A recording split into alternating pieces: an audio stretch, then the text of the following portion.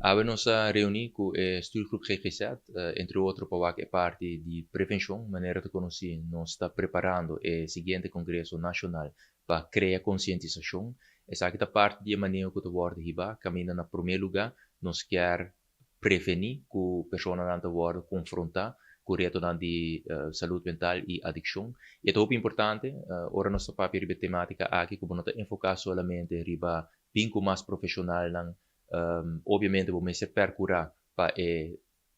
cuido aqui está mais acessível também, precisa de uma inversão na toma lugar, obviamente para coisa aqui, mas é muito importante para junto nos quebrar estigma aqui também, para toda pessoa que está sente necessidade para buscar ajuda aqui, não está sentindo mais confortável suficiente também para ir buscar ajuda aqui. E também motivo é o congresso não aqui está sendo importante, não sabemos da se acaba fora de ano passado, caminhando junto com o colega ministro de ensinança, nós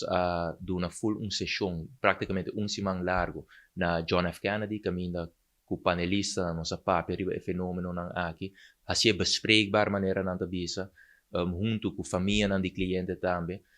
e me te quer que o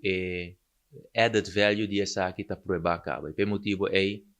fada a organizar congresso que no comienzo de ano e el luna na Nova Zelândia e seguinte congresso nacional lo vai organizar também riba a temática aqui. Me tawag back riba bom reunião com diferentes stakeholders para a preparação para coisa.